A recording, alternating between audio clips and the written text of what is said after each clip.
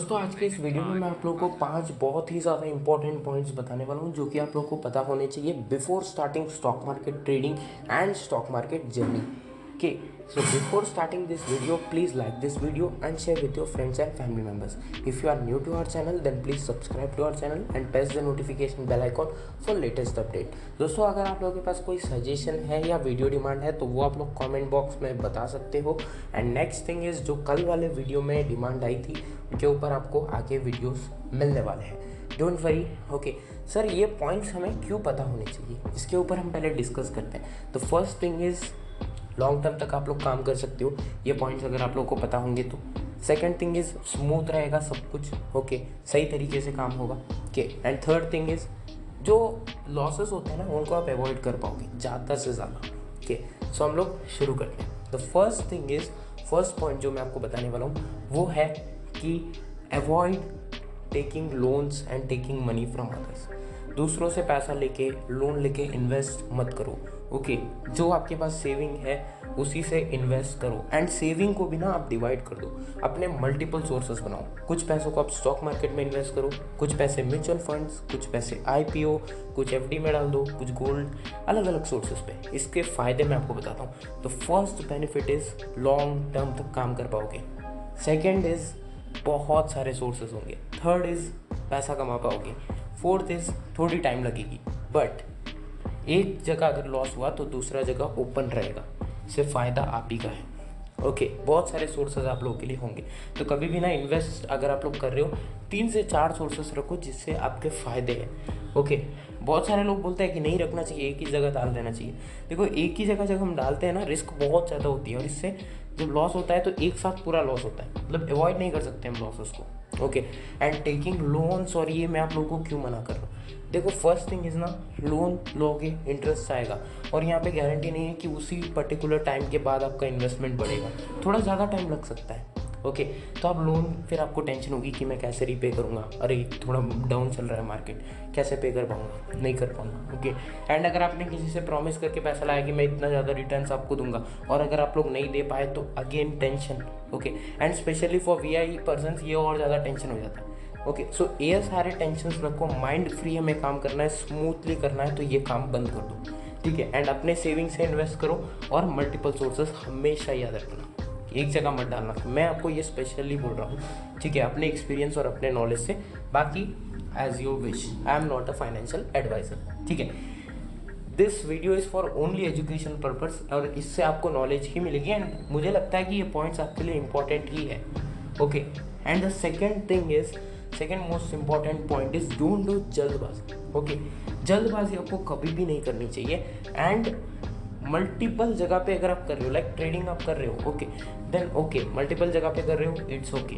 Okay, but यहाँ पे आप जल्दबाजी कर देते हो, आपके पास पेशेंस नहीं है, तो यहाँ पे बहुत बार क्या होता है ना, लॉसेस हो जाते हैं। क्योंकि आपको पता है कि कभी कभी मार्केट क्रैश होता है, लोग जल्दबाजी करके पैसा निकाल देते हैं, बट नेक्स्ट डे जब आप देखते हो मार्केट हाई हो जाता है। तो अगर आपका स्टॉक सही है, कई बार ये भी होता है कि अगर आपका स्टॉक सही है, ओके, आपने इन्वेस्ट किया बट वो कभी कभी नीचे आ गया तो आप डर के पैसा निकाल देते हो। इससे क्या होता है ना, नेक्स्ट डे फिर बढ़ता है तो ऐसा लगता है अरे काश मेरा पैसा होता। तो मतलब करने के बाद ये रियलाइज़ होता है कि अगर नहीं किया होता तो अच्छा होता। ओके, सो मैं आपको थर्ड पॉइंट में स्किल्स के बारे में बताऊंगा जब आपको समझाऊंगा। ओके, तो ये आपको कभी भी नहीं करना चाहिए, थोड़ा पेशेंस रिक्वायर्ड है, तो आपको थोड़ा वेट करना है। ओके, चीज़ों को देखना है कि क्या हो रहा है क्या नहीं। ओके, उसके बाद करना है। एंड डोंट डू जल्दबाजी। जल्दबाजी पैसे कमाने के काम मत करो। अब जल्दबाजी में क्या होता है ना, मैं आपको एग्जांपल से समझाता हूँ। मैं जब किसी को पूछता हूँ वो बोलते हैं स्टॉक मार्केट में तो भाई बहुत लॉस हो चुका है। पूछता हूँ कहाँ पे पैसा लगाया था, फ्यूचर में लगाया था। फ्यूचर के बारे में बताओ, फ्यूचर होता क्या है, तो उनके पास आंसर ही नहीं होता। थोड़ी बहुत चीज़ें बताते हैं, जब डीपली पूछता हूँ कि ये क्यों होता है, ये क्यों नहीं होता, तो उनके पास आंसर नहीं है। तो मैं बोलता हूँ क्या आपने कोई कोर्स या कुछ किया था? नहीं किया था, बस किसी से एडवाइस ली थी, उसने बताया, मैंने पैसा लगा दिया। ये काम आपको नहीं करना है। देखो, ठीक है, the third important point is without any knowledge don't do investments. Knowledge के बिना आप इन्वेस्ट मत करो पैसों को। ओके, आपको यहाँ पे स्टॉक मार्केट शुरू करने से पहले कुछ स्किल्स डेवलप करनी पड़ेगी। First is research skill, analysis skill. Analysis के skill and research skills are important, क्योंकि आपको यहाँ पे स्टॉक को एनालाइज करना पड़ता है, रिसर्च करना पड़ता है। Next thing is watching news आपको अपडेट रहना पड़ेगा, फाइनेंस से अपडेट रहना पड़ेगा, जिससे आपको चीज़ें पता रहेगी। सर ये क्यों? एडवाइस पे डिपेंड रहेंगे। देखो एडवाइस पे आप डिपेंड रहोगे बट ज़्यादा दिन आप लोग नहीं रह सकते। ओके एंड अगर आप ज़्यादा दिन नहीं रह पाओगे तो आपको मार्केट की नॉलेज कैसे रहेगी? ओके अब बहुत सारे लोग बोलते हैं मैं 10 साल से ट्रेडिंग कर रहा हूँ, मेरा 10 साल का एक्सपीरियंस है, बट क्या 10 साल आपने एडवाइस से काम किया है, आपने खुद से किया है?